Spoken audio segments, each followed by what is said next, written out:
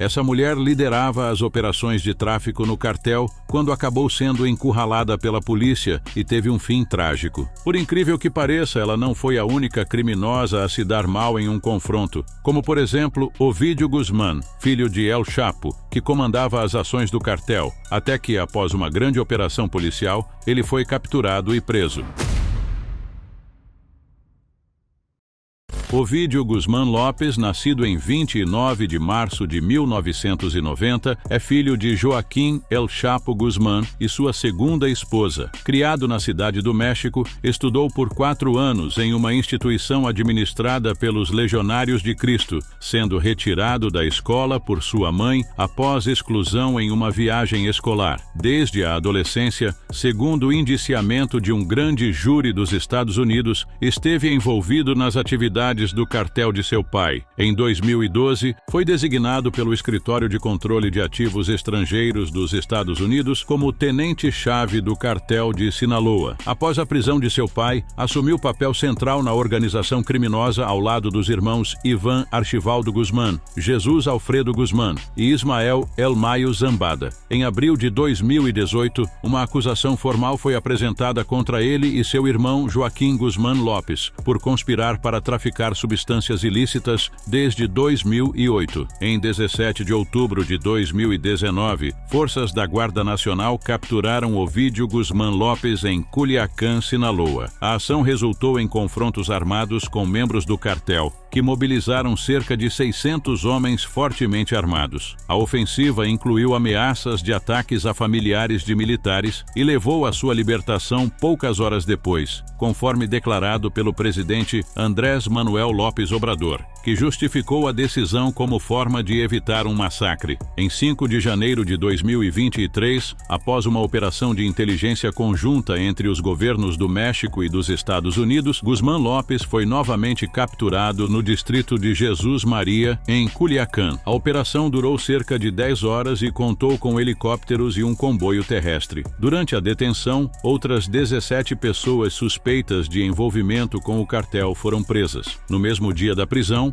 Guzmán Lopes foi transferido para a prisão de segurança máxima Centro Federal de Readaptação Social, conhecida como Altiplano, localizada em Almoloya de Juárez. O governo dos Estados Unidos solicitou sua extradição para julgamento por tráfico de substâncias ilícitas. Em 23 de julho de 2024, registros do Bureau of Prisons indicavam a liberação de Guzmán Lopes, mas o Departamento de Justiça dos Estados Unidos afirmou que ele permanecia sob custódia. Em audiência realizada em 21 de outubro de 2024, confirmou-se que ele e seu irmão negociavam acordos judiciais, com uma nova audiência marcada para 7 de janeiro de 2025. A Tropa del Inferno, braço armado do Cartel do Nordeste, é formada por ex-membros das forças militares mexicanas. O grupo se destaca pela extrema violência e é composto por jovens e adolescentes dispostos a eliminar qualquer oposição. Atuam majoritariamente em Tamaulipas, onde transformam disputas territoriais em verdadeiros cenários de guerra. Entre 2020 e 2022, a Tropa del Inferno sofreu diversas perdas, incluindo a prisão de seus principais líderes. Apesar de ser considerada uma força de elite, o grupo não possuía uma estrutura hierárquica organizada, sendo classificado como um esquadrão em treinamento. O avanço da Tropa del Inferno teve impacto direto no aumento da violência no México. Utilizando métodos brutais, o grupo impôs medo e controlou a população. Seu contingente era composto em grande parte por adolescentes, que se tornaram cada vez mais violentos no contexto em que estavam inseridos. Imagens de confrontos entre militares e membros do Cartel do Nordeste surgiram recentemente, mostrando a intensidade da guerra entre as facções criminosas e as forças de segurança. Em um vídeo, registrado à noite em Nuevo Laredo, uma viatura militar em alta velocidade apareceu equipada com uma arma montada, captando a intensidade da operação. Depois, soldados apareceram recarregando armas com rapidez, evidenciando a urgência do combate. O material sugeriu que 12 integrantes do cartel foram atacados no embate. O registro concluiu com a resposta militar ao ataque do cartel, apresentando veículos armados e táticas de combate utilizadas para conter a ameaça representada pela Tropa do Inferno. O Cartel do Golfo, uma das organizações criminosas mais influentes do México, manteve sua presença ativa na região de Tamaulipas por décadas. Suas operações são conduzidas por diversas facções, incluindo o Grupo Escorpión, que esteve envolvido em uma série de eventos violentos nos últimos anos. Em Matamoros, membros de Los Escorpiones foram registrados obrigando caminhoneiros de transporte de combustível a esvaziar seus tanques. A ação ocorreu porque os motoristas se recusaram a comprar hidrocarbonetos diretamente do cartel ou a pagar as taxas impostas pelo grupo. Nos últimos anos, o grupo voltou a ganhar notoriedade com ataques contra facções rivais e execuções públicas. Em junho de 2021 ocorreu uma guerra generalizada, Los Ciclones, entre os cartéis Los Escorpiones. Como resultado, 15 civis inocentes tiveram um fim trágico. A presença do grupo também foi documentada em janeiro de 2024, quando estabeleceram um ponto de controle na entrada da cidade. Imagens gravadas pelos próprios membros foram divulgadas como uma demonstração de alerta. Nos registros, os criminosos deixaram claro que qualquer negociação comercial deveria ser realizada exclusivamente com eles, visando eliminar a concorrência.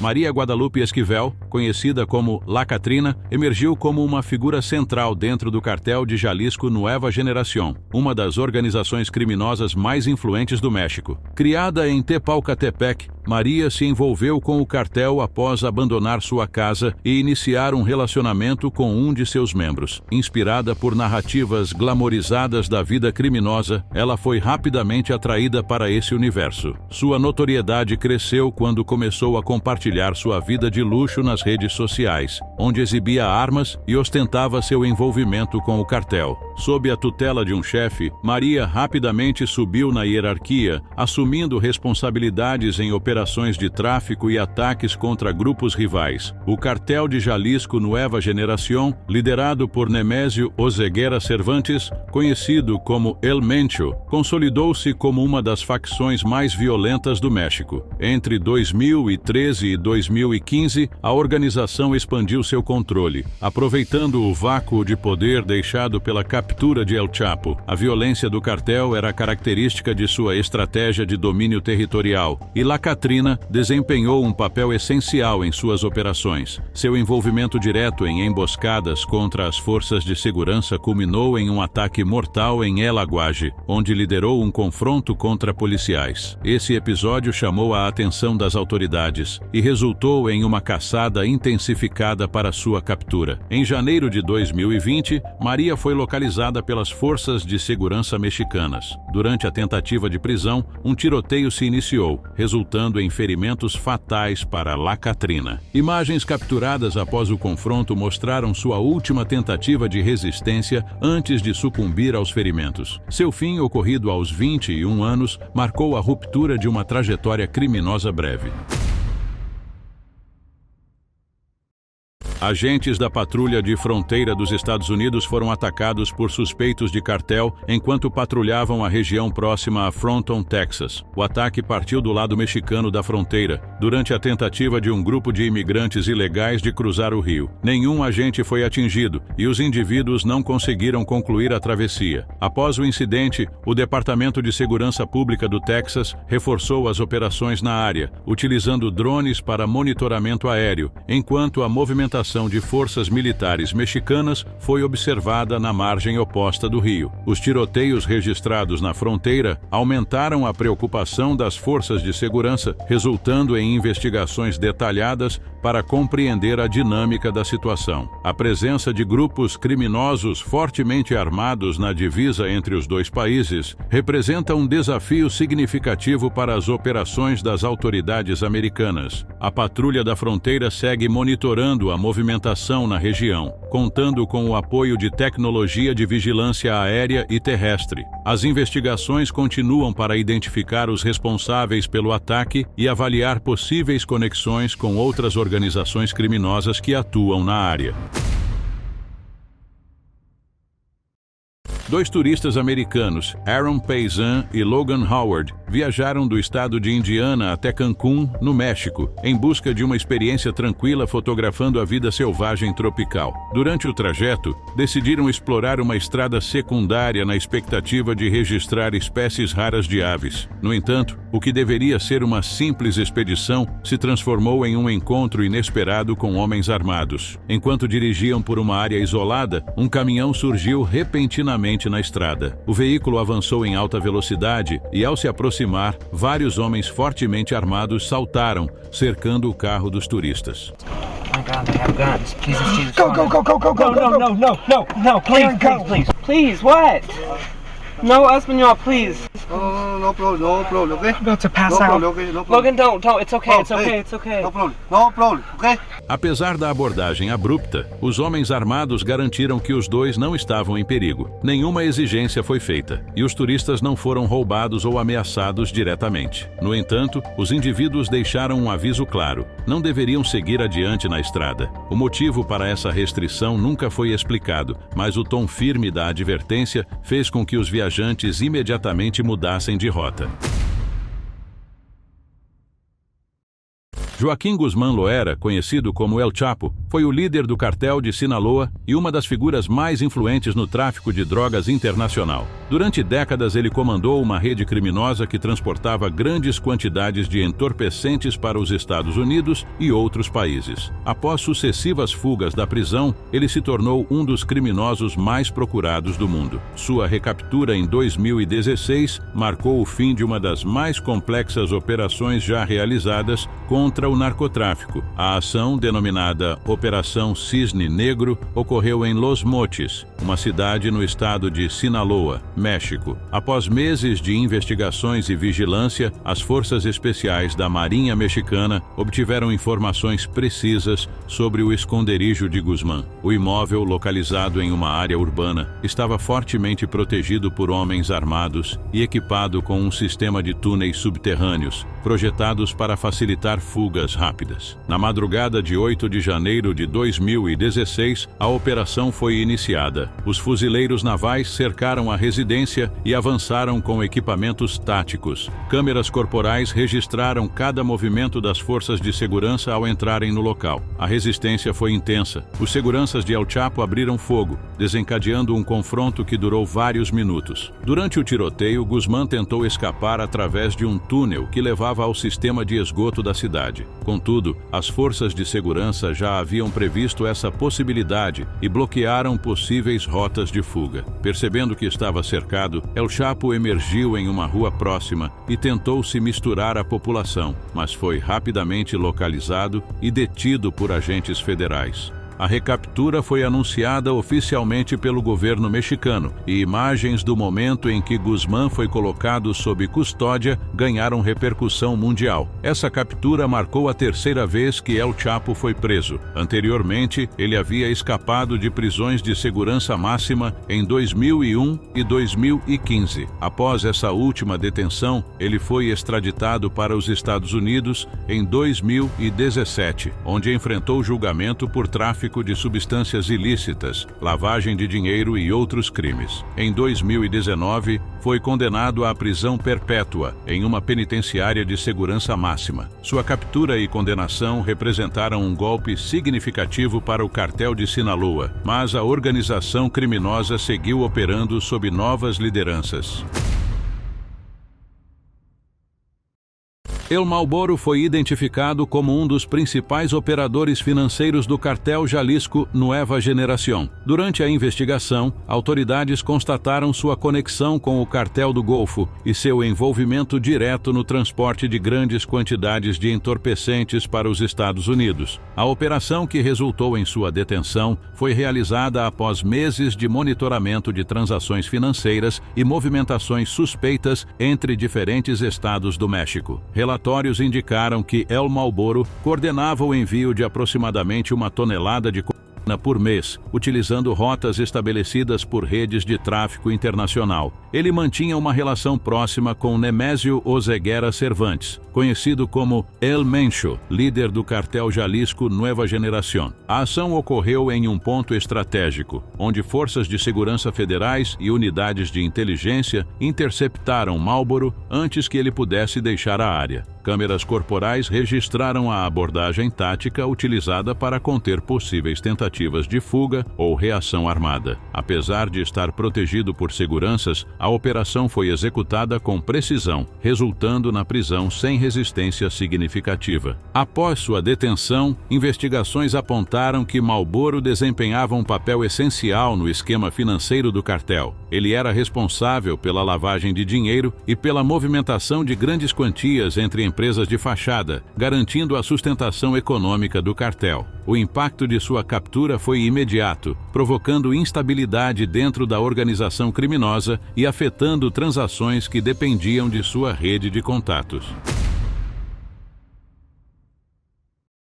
No sudoeste do México, comunidades indígenas enfrentaram uma ameaça constante imposta pelo cartel de drogas, conhecido como Los Ardilos. Sem policiamento suficiente para conter a violência, os moradores decidiram criar uma força comunitária armada. Diante de ataques frequentes e da ausência de proteção oficial, crianças e adolescentes foram treinados para manusear armas de fogo e defender suas famílias. O conflito teve início quando os cartéis passaram a explorar o solo fértil da região para o cultivo de papoula, matéria-prima utilizada na produção de entorpecentes. Fazendeiros que tradicionalmente cultivavam milho tornaram-se alvos de extorsão e violência. Os que se recusaram a colaborar tinham suas vidas ceifadas e aqueles que permaneceram na região foram obrigados a entregar parte de suas colheitas como pagamento para os criminosos. A crescente brutalidade levou a população local a organizar um sistema de autodefesa. O grupo, formado por agricultores e voluntários, assumiu a segurança da área, patrulhando estradas e estabelecendo barreiras de proteção. O treinamento de jovens tornou-se uma medida extrema, mas considerada necessária para garantir a sobrevivência da comunidade. Sob constante ameaça, o uso de armas passou a ser uma realidade para muitos adolescentes. Relatos indicam que a violência se intensificou quando um grupo de músicos foi atacado ao sair da zona protegida pelos moradores armados. Os 10 integrantes foram atacados, gerando ainda mais tensão e reforçando a necessidade de medidas de segurança. A falta de ação das autoridades deixou a população sem alternativas, transformando a comunidade em um território de resistência contra os traficantes. O caso ganhou repercussão devido à presença de menores de idade nas fileiras da força comunitária. Apesar das críticas, os moradores alegaram que a situação exigia medidas extremas e que o treinamento de jovens era uma resposta direta à ausência de proteção governamental. Nos últimos anos, o recrutamento de adolescentes por cartéis de drogas no México tem ganhado destaque. Com uma oferta tentadora de dinheiro fácil e uma vida sem grandes preocupações, os traficantes têm usado as redes sociais para atrair jovens para o perigoso mundo do contrabando. Com a promessa de lucros rápidos e atraentes, muitos adolescentes, especialmente nas grandes cidades, são seduzidos pela ideia de dinheiro em grandes quantias e pelo glamour associado a esse estilo de vida. Em um dos casos mais impactantes, 2 jovens contrabandistas com apenas 12 e 15 anos foram protagonistas de um grave acidente enquanto tentavam fugir da polícia no Texas. O incidente ocorreu em Frail County, ao oeste de San Antonio, quando o veículo conduzido pelo adolescente de 15 anos se descontrolou em alta velocidade sob condições de pista molhada. O carro atingiu um barranco e capotou na rodovia. Imagens capturadas por uma câmera de bordo registraram o momento em que o veículo perdeu a estabilidade. Os 2 jovens, ambos de San Antonio, foram ouvidos pedindo ajuda enquanto agentes utilizavam ferramentas para quebrar os vidros e resgatá-los. No interior do automóvel, um migrante transportado ilegalmente ficou gravemente ferido e precisou ser encaminhado ao hospital. O carro envolvido no acidente havia sido reportado como roubado em San Antonio. O jovem de 15 anos foi detido e enfrentou acusações de contrabando humano com danos físicos, fuga da polícia resultante resultando em ferimentos, posse de drogas e uso não autorizado de veículo. Seu acompanhante de 12 anos era considerado um desaparecido pelas autoridades e, embora estivesse envolvido na atividade criminosa, não foi formalmente acusado. Outro vídeo registrou um incidente semelhante envolvendo uma adolescente de 15 anos e seu irmão de 14 anos, em Hidalgo County. Durante uma perseguição, ambos foram interceptados pelas autoridades